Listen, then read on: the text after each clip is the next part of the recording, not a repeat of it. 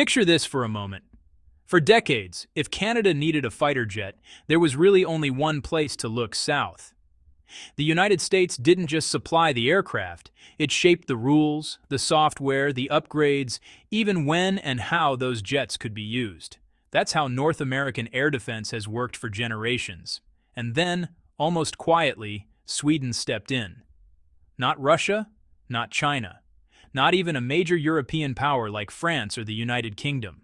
Sweden, a country with a population smaller than many U.S. states, has just offered Canada 88 next-generation fighter jets, an offer bold enough to make Washington stop and reread the fine print. What makes this moment so unsettling isn't just who made the offer, it's how it was made.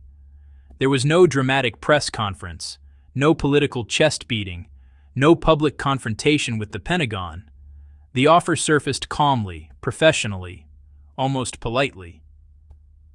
But the consequences? Anything but quiet. Because this isn't just about Canada buying planes.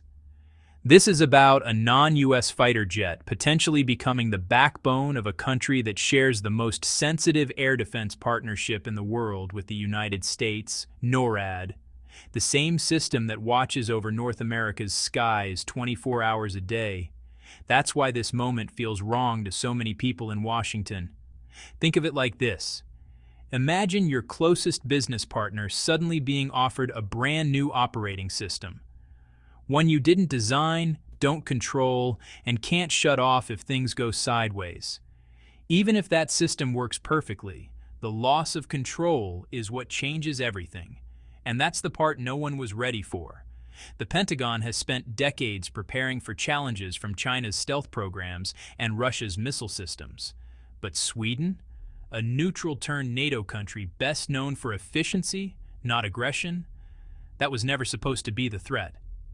Yet here we are. Because the symbolism alone is explosive, a non-US jet redefining what protects North American skies. Not as a backup, not as a stopgap, but as a primary solution. This is why calling it just another procurement deal completely misses the point. Procurement stories don't make defense officials nervous behind closed doors. They don't trigger quiet lobbying campaigns. They don't force strategic rethinkings that ripple across alliances. This one does. And the reason is simple. If Canada can seriously consider stepping outside the American fighter ecosystem, even once, then the idea of U.S. dominance in Western air power is no longer guaranteed. It becomes optional. That's the danger Washington sees. Not because Sweden is hostile, not because the jet is magically superior, but because the offer itself proves something uncomfortable. There is an alternative. And once that idea exists, you can't put it back in the box. This video isn't about planes. It's about control, dependence, and what happens when a system that's been taken for granted for half a century suddenly starts to crack. And to understand how Canada even got into a position where this offer made sense, we have to look at a crisis that's been building quietly for years, one that left Ottawa with fewer options than anyone wants to admit. To understand why Sweden's offer landed so hard, you have to understand the problem Canada was already facing, a problem that had been getting worse quietly, year after year. Canada's current fighter fleet, the CF-18 Hornets, is old. Not getting there old. Well past its design life old. These jets were built in the 1980s, when the Cold War was still shaping military planning. Since then, they've been upgraded, patched, and stretched far beyond what they were originally meant to do. Think of it like driving a 30-year-old car and replacing the engine, the transmission, and the electronics, but still relying on the same frame. At some point, no matter how many fixes you apply, the limits catch up with you. That's where Canada is now. Every extra year, the CF-18's stay in service increases maintenance costs, reduces availability, and raises the risk of sudden gaps in air defense coverage, especially in the Arctic, where weather is brutal and distances are massive. Some patrols involve flying longer than the jet was ever designed for, in temperatures that punish both metal and electronics. So on paper, the solution was obvious. Replace them. In reality, it was anything but. Canada committed to the F-35 program with the promise of cutting-edge capability and seamless integration with U.S. forces. But what followed were delays, rising costs, and increasing complexity. The price per jet climbed, maintenance requirements expanded, software upgrades became tightly controlled, and timelines slipped again and again. This wasn't just a budget issue, it became a strategic one. Canada isn't just buying jets for show, it has real obligations. NORAD expects Canada to intercept unidentified aircraft, monitor northern approaches, and respond fast, sometimes with minutes to spare. A fighter that's grounded for maintenance or waiting on specialized support is effectively useless in that scenario. And then there's the Arctic. The Arctic isn't a future problem, it's a right-now problem. Melting ice is opening new air and sea routes. Russian bomber patrols are more frequent. Chinese interest in the region is growing. Canada's airspace is vast, thinly populated, and hard to defend. Any delay in response time can mean hundreds of kilometers of unmonitored sky. So this decision was never about buying the best jet in a brochure sense. It was about reliability, availability, and sovereignty. Could Canada actually keep the aircraft flying when needed? Could it operate them independently in harsh northern conditions? And could it do that without waiting on foreign approval for software updates, mission systems, or parts? By the time Sweden's offer arrived, Ottawa wasn't shopping from a position of strength. It was looking for something that worked now, not something that promised perfection a decade down the line. That's why the Gripen proposal didn't sound radical inside Canadian defense circles. It sounded practical. And when a country reaches the point where practicality outweighs tradition, it becomes open to options it once would have dismissed outright. Which leads to the next question, the one Washington keeps asking in private. Why would Sweden step into this moment at all? At first glance, Sweden's decision doesn't make sense. Why would a relatively small country risk irritating the most powerful military supplier on Earth? Why step into a deal that was always assumed to belong to the United States? And why do it with Canada, a nation deeply woven into American defense planning? The short answer is, this wasn't impulsive. Sweden didn't wake up one morning and decide to poke Washington in the eye. This move was calculated, timed, and rooted in how Europe's security landscape has changed over the last decade. For most of modern history, Sweden built its defense strategy around neutrality. Its weapons weren't designed to dominate the world, they were designed to survive it. Aircraft had to operate from short, damaged runways. Crews had to turn jets around fast. Systems had to work in cold, isolated environments with minimal support. Sound familiar? Those exact design priorities suddenly matter a lot more today. As tensions rise in the Baltic and Arctic regions, Europe is rethinking how air power actually works in real-world conditions, not just in carefully managed bases. Sweden, now aligned with NATO, has positioned itself as a problem solver, not a power broker, and the Gripen E is the centerpiece of that strategy. For Sweden, the Gripen isn't just an aircraft. It's a proof of concept that a nation doesn't need overwhelming size to maintain credible air defense.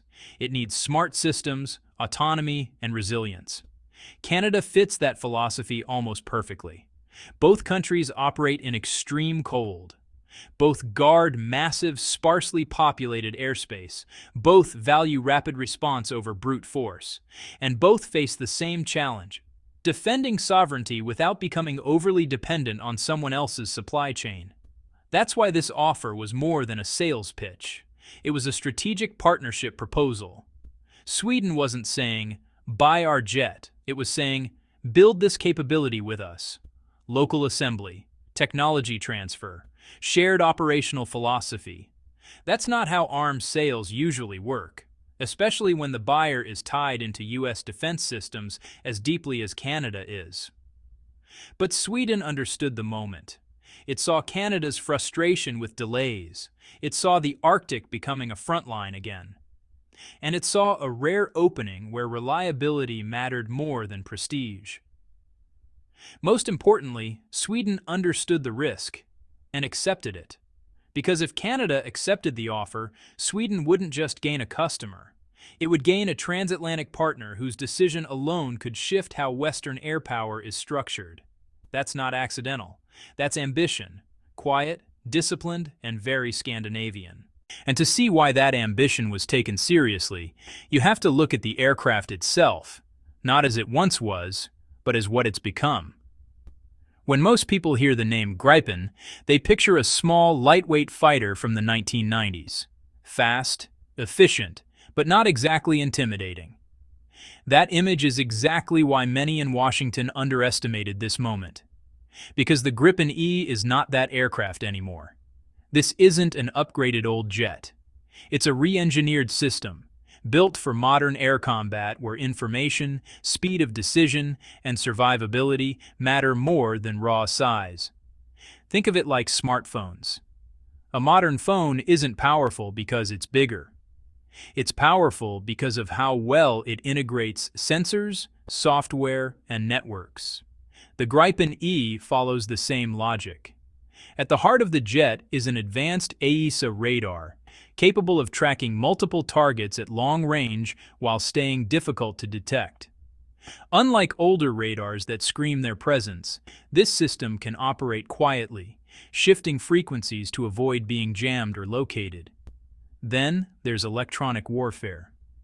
The Gripen E carries one of the most sophisticated EW suites in Europe, designed not just to protect the jet, but to confuse and disrupt enemy sensors. In simple terms, it doesn't just dodge threats, it blinds them. In modern air combat, that can matter more than stealth shaping alone. But what really changes the equation is how the jet is built internally. The Gripen E uses a modular architecture. That means Canada wouldn't be locked into US-approved weapons, software updates, or mission systems.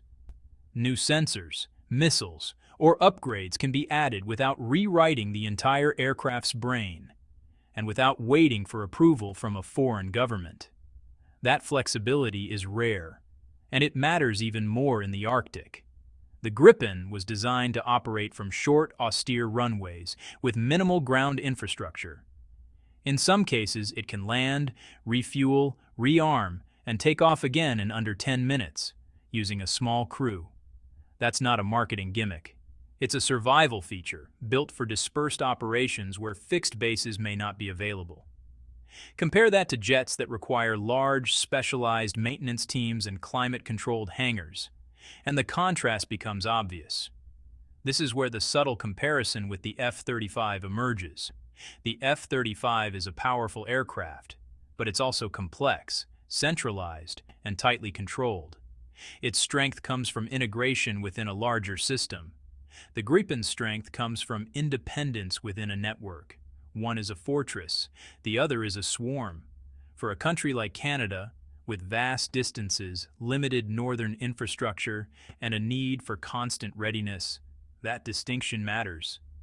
Suddenly, Sweden's offer doesn't look bold, it looks logical. And then there's the part that truly made Washington uncomfortable. The engine. Because the Gripen E Canada was being offered wouldn't just fly differently, it would be powered differently. Fighter jets get most of their attention for stealth, weapons, and radar. But if you really want to understand why this deal rattled Washington, you have to look at something far less visible, the engine. Because engines aren't just about speed or power, they determine who controls the jet. For decades, the United States has dominated Western fighter aviation not only by selling aircraft, but by controlling the propulsion systems that keep them in the air. If you control the engine, you control maintenance cycles, spare parts, upgrades, and often the software that ties everything together. That's why Sweden's collaboration with Rolls-Royce changes the entire equation. The Gripen E offered to Canada includes an enhanced engine system developed with Rolls-Royce input, optimized for efficiency, performance in cold climates, and long-term sustainability. On paper, that sounds technical. Strategically, it's explosive. Because it means a NORAD-linked fighter fleet powered outside the U.S. industrial ecosystem. No Pratt and Whitney engine, no U.S. choke points in the supply chain, no automatic dependence on American maintenance approval. Think of it like energy independence. A country that controls its own power grid has leverage. One that relies entirely on imports doesn't. Engines work the same way in military aviation. With a non-U.S. propulsion system, Canada gains options. It can maintain engines domestically. It can stock parts without foreign restrictions. It can plan long-term upgrades without worrying about political shifts in Washington. And just as importantly, software and maintenance autonomy follow the engine. Modern fighters are flying computers. If the propulsion system is tied to foreign oversight, so is much of the aircraft's operational freedom. This is why the engine detail mattered so much behind closed doors. It wasn't loud, it wasn't controversial in public, but it quietly undermined a system that's been in place for decades. For the Pentagon, this wasn't just Sweden offering jets. It was Europe offering an alternative aerospace ecosystem, one that could function alongside NATO without being anchored to U.S. industrial control. That's the moment when the conversation shifted from competition to precedent. Because if Canada proves this model works, a modern fighter, integrated into NATO, powered and maintained outside the U.S. supply chain, then the monopoly story starts to fall apart. And once that happens, the question isn't whether the Gripen threatens the F-35. The question becomes, who else starts asking for the same freedom? That question is what truly worries Washington. Which brings us to the real reason the Pentagon is uneasy, and why this story was never really about Canada in the first place. From the outside, it might look like simple competition, one jet versus another, one contract versus another. But inside the Pentagon, that's not how this is being viewed at all. Because the United States isn't losing sleep over whether the Gripen E can outperform the F-35 in a dogfight. That's not the threat. The real fear is precedent. For decades, the U.S. has held something close to a monopoly over advanced Western fighter jets, not just in sales, but in systems. Allies didn't just buy American aircraft, they bought into American logistics, American software pipelines, American upgrade schedules, and American approval processes. That system created dependence, and dependence created stability, at least from Washington's point of view. Now imagine what happens if Canada breaks that pattern. Canada isn't just any customer. It's one of America's closest military partners, sharing classified data, joint command structures, and real-time air defense responsibilities through NORAD. If Canada can operate a high-end fighter outside direct U.S. control, then suddenly the rulebook looks optional. That's the nightmare scenario. Because once the door opens, it doesn't stay a Canada-only problem. Other countries start watching closely. Nations like Poland or Finland begin to ask whether they really need to lock themselves into one supplier forever. Even countries as distant as Australia start wondering if modular independent systems might offer more flexibility in the long run. And flexibility is contagious. Another fear cuts even deeper: software control. Modern fighters don't just fly. They communicate, share data, and coordinate with drones, satellites, and ground systems. When that software isn't U.S. controlled, Washington loses a layer of influence it's relied on for years. That's why the reaction hasn't been loud. There's been no public condemnation, no angry press statements, no dramatic warnings. Instead, there's been silence. And silence in defense politics usually means one thing: pressure is being applied quietly. Lobbyists from major U.S. defense contractors are already working behind the scenes. Arguments are being made about interoperability, risk, and alliance cohesion. None of it is shouted. All of it is strategic. Because stopping this deal isn't about saving face. It's about preventing a future where American dominance becomes one option among many, instead of the default. And that brings the story to its emotional core. Because if Washington is worried about what it might lose, Canada is thinking about what it might finally gain.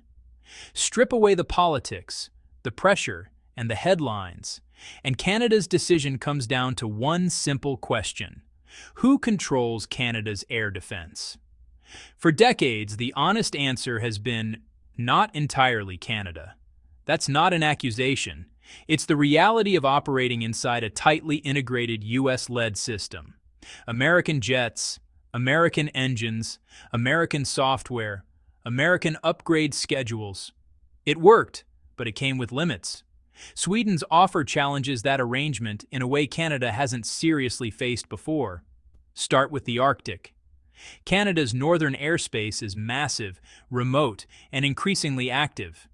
Intercept missions can require jets to launch quickly, fly long distances, and operate with minimal support.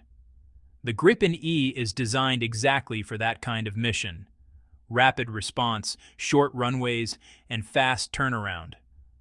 That means more jets available at any given moment, not stuck waiting on specialized maintenance crews. Then there's sovereignty. By assembling the aircraft locally and receiving full technology transfer, Canada wouldn't just be buying fighters, it would be building an aerospace capability at home. Engineers, technicians, and supply chains inside Canada, not abroad. That matters in crises. It means parts don't have to cross borders. Upgrades don't wait on foreign approval, and readiness isn't hostage to political shifts elsewhere. Most importantly, Canada gains control over its own decisions: which weapons to integrate, how to update mission systems, when to modify tactics based on new threats. This isn't about rejecting the United States. It's not anti-American. It's pro-Canadian autonomy.